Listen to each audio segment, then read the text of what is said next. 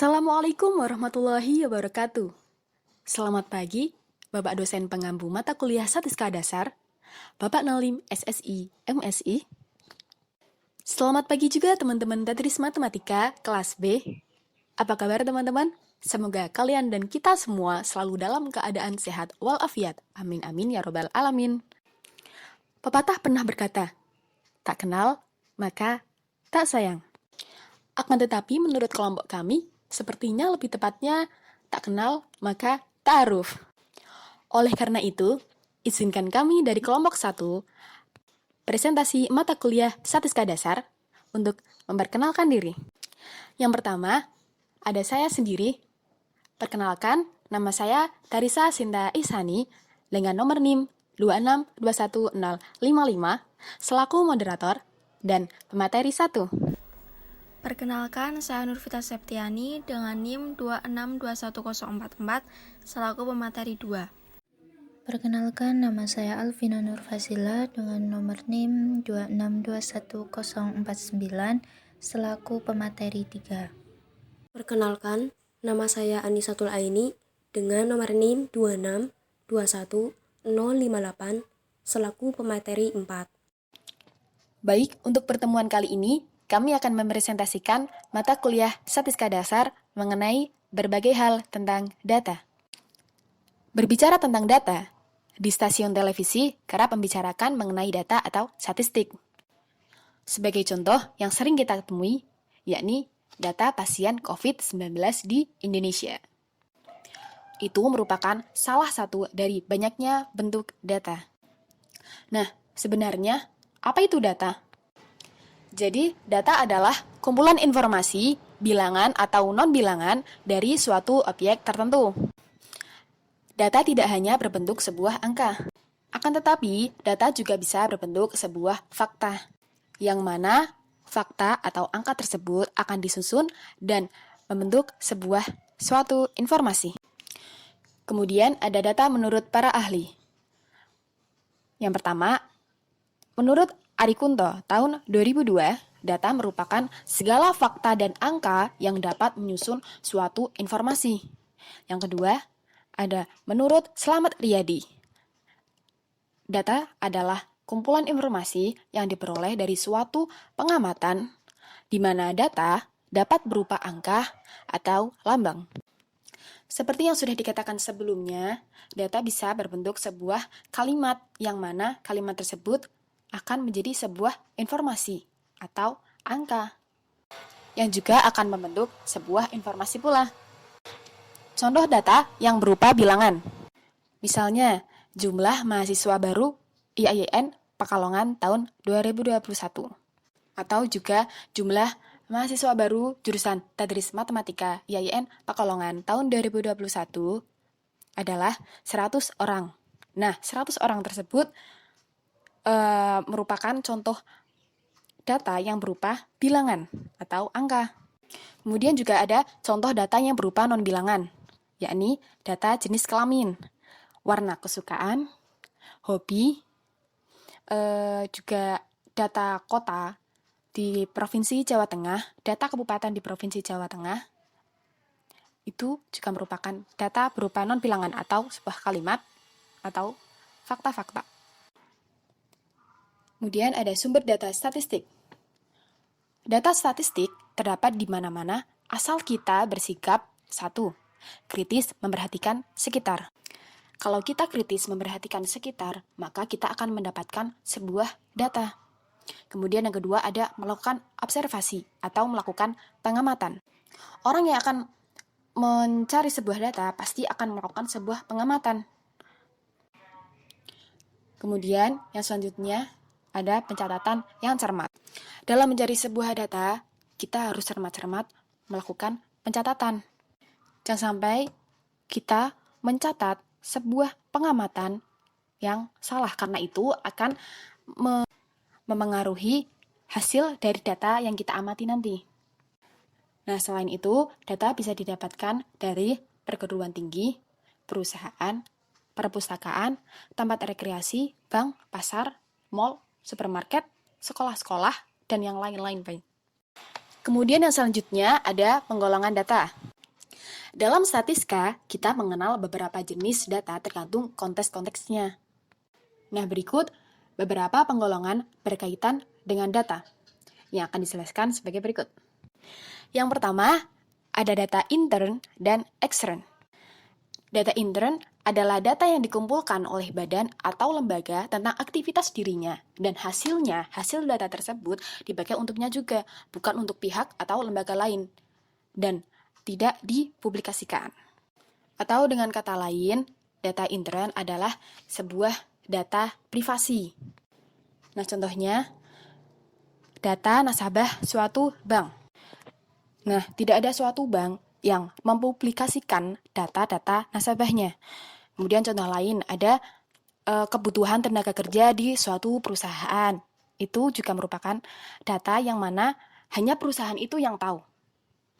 Nah, sedangkan data eksternal adalah data yang diambil oleh badan atau lembaga dari luar dirinya maupun dari lembaga tersebut, akan tetapi data itu boleh dipublikasikan. Jadi kalau data ekstern itu boleh dipublikasikan atau disebarluaskan di umum.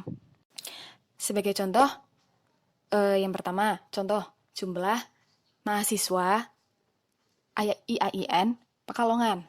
Itu boleh disebarluaskan. Kemudian data penjualan produk di suatu perusahaan, itu juga boleh dipublikasikan. Kemudian yang selanjutnya, ada data primer dan sekunder. Data primer adalah data yang diambil secara langsung dari sumbernya atau objek yang diamati.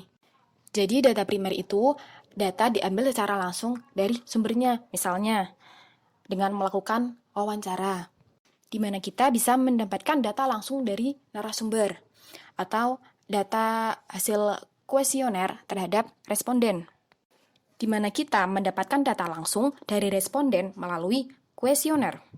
Atau data primer juga bisa diambil secara langsung dari objek yang kita amati. Bisa dengan cara mengukur sendiri, misal mengukur berat badan, mengukur tinggi badan, mengukur suhu-suhu orang.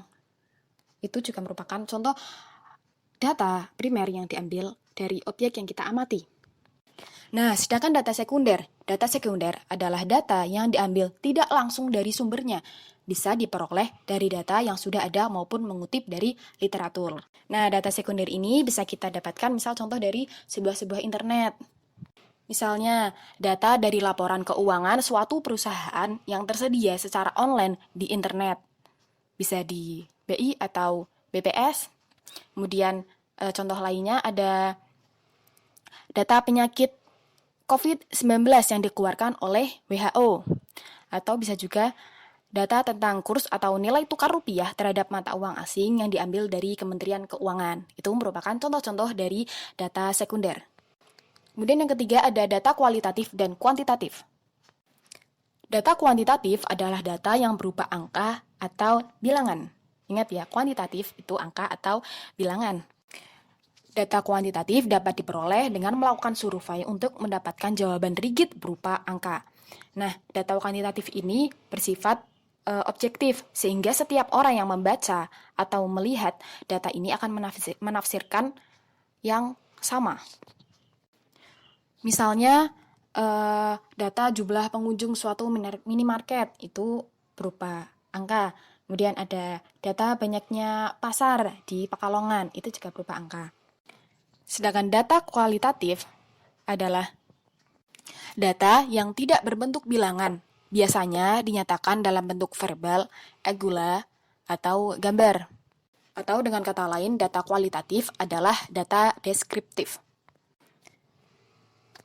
Data kualitatif ini biasanya bersifat objektif, sehingga setiap orang yang membacanya akan menimbulkan penafsiran yang berbeda-beda. Data kualitatif dapat diperoleh melalui sebuah wawancara, kuesioner, observasi, studi reguler, dan lain sebagainya.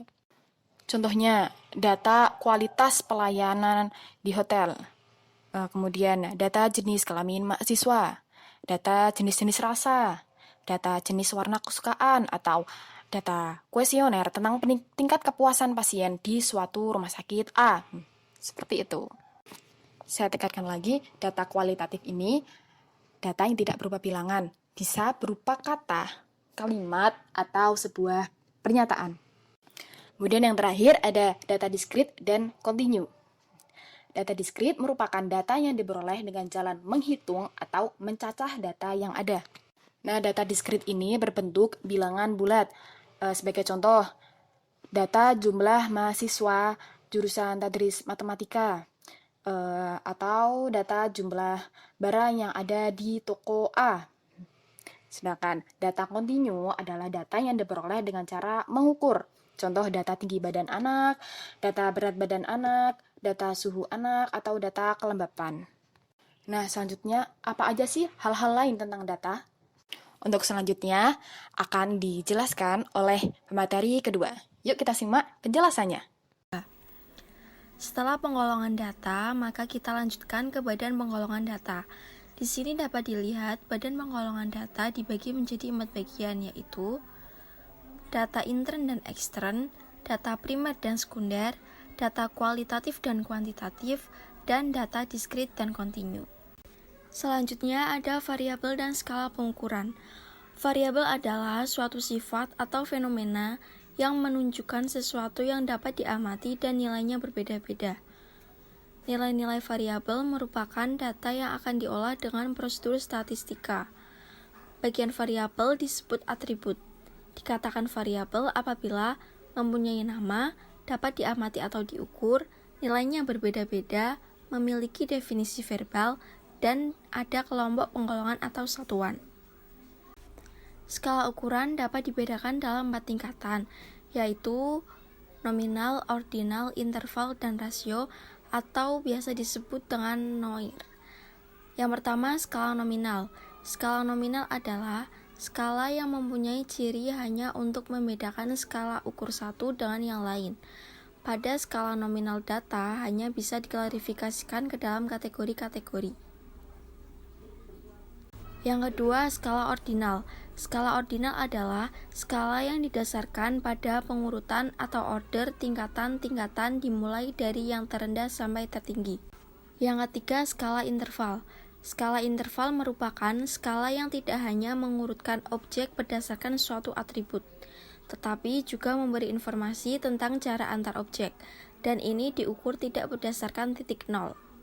Yang keempat, skala rasio. Skala rasio adalah skala data kualitas paling tinggi, yang terdapat karakteristik skala nominal, ordinal, dan interval, serta adanya titik nilai nol mutlak. Setelah kita mempelajari tentang 4 tingkatan dalam skala ukuran, langsung saja kita masuk ke contoh masing-masing skala. Yang pertama ada nominal, contohnya jenis kelamin, 1 pria, 2 wanita. Yang kedua ada ordinal, contohnya pada tingkat pendidikan, 1 SD, 2 SMP, 3 SMA atau SMK, 4 sarjana. Yang ketiga ada interval, contohnya membagi tinggi badan pada 3 interval, 1 140 sampai 150, yang kedua 151 sampai 160, yang ketiga 161 sampai 170, dan yang terakhir ada rasio. Contohnya berat A 20 kg dan berat B 40 kg, maka dapat dikatakan dengan berat A 2 kali berat B. Selanjutnya ada angka eksak dan angka pendekatan. Angka eksak ialah bilangan atau angka yang sudah jelas atau pasti, bulat, dan diperoleh dari hasil membilang. Suatu angka atau bilangan jika bisa dinyatakan sampai unit terkecil, maka data seperti ini terdiri dari angka-angka eksak. Contohnya, jumlah mahasiswa baru Tadris Matematika IAIN Pekalongan adalah 100 orang. Jadi, 100 orang tersebut ialah bilangan atau angka eksak.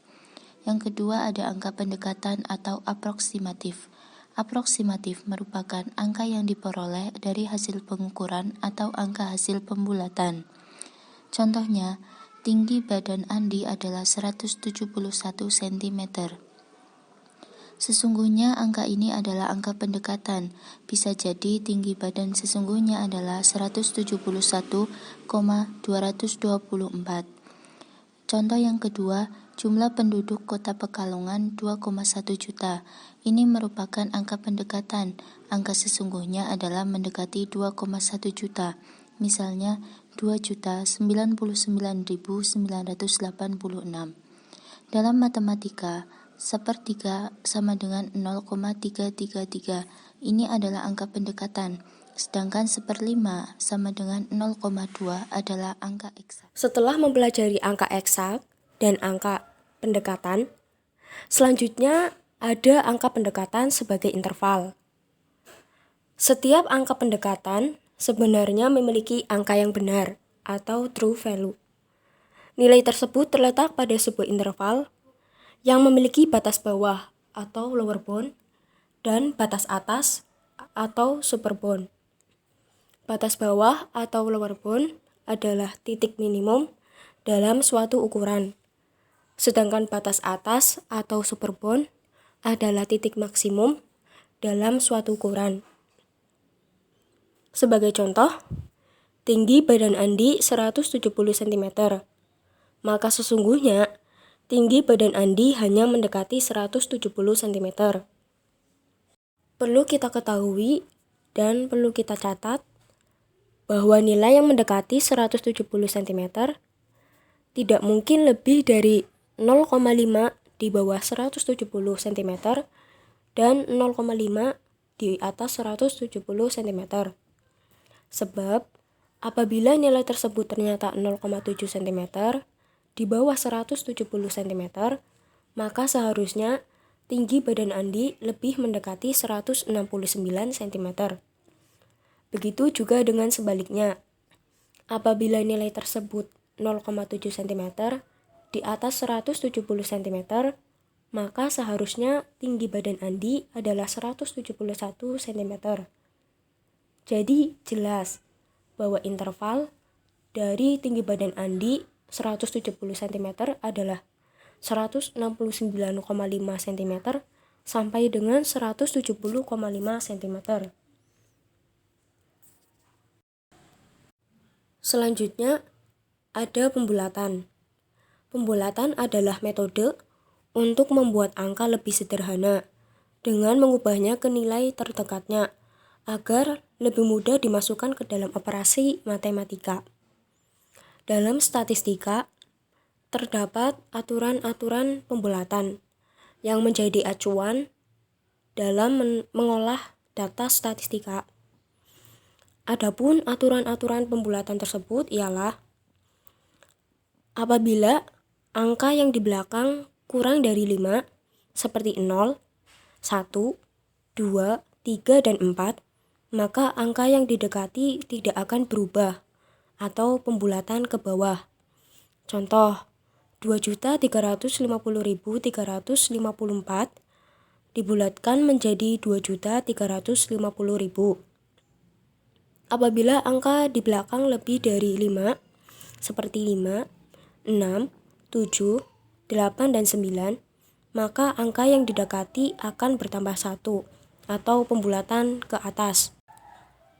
Kemudian, apakah angka 5 bisa dibulatkan? Jawabannya bisa. Angka 5 dibulatkan ke bawah atau ditiadakan jika angka sebelumnya genap, dan dibulatkan ke atas jika angka sebelumnya ganjil. Contohnya, angka 89,25 dibulatkan menjadi 89,2 karena angka sebelumnya 5 yaitu angka 2 atau bilangan genap. Contoh lain, angka 36,75 dibulatkan menjadi 36,8 karena angka sebelum 5 yaitu 7 atau ganjil. Jadi, untuk presentasi kali ini dapat disimpulkan bahwa statistika adalah ilmu yang berkaitan dengan cara pengumpulan dan penyusunan data, pengolahan data, dan penganalisisan data. Dalam statistika, data merupakan bagian yang sangat penting. Sumber data statistik bisa berasal dari mana aja. Data dapat digolongkan ke dalam beberapa jenis, yaitu data intern dan ekstern. data primer dan sekunder, data kuantitatif dan kualitatif, serta data diskrit dan kontinu.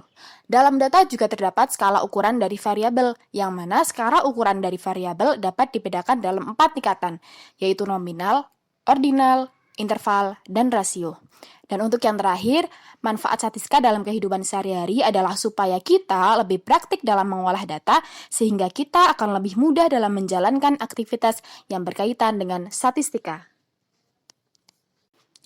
Oke, baik. Semoga kalian semua dapat memahami dengan mudah penjelasan presentasi dari kelompok kami.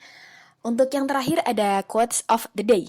1 juta pengetahuan tidak akan berarti tanpa satu tindakan yang nyata. Jadi percuma kalau kita belajar, mendapatkan ilmu, tapi kita tidak mengamalkannya, tidak mempraktikannya. Seperti itu. Dan untuk sesi tanya jawab akan kami lanjut via grup WA mata kuliah Statistika Dasar. Sekian dan terima kasih. Billahi taufiq wal hidayah. Wassalamualaikum warahmatullahi wabarakatuh.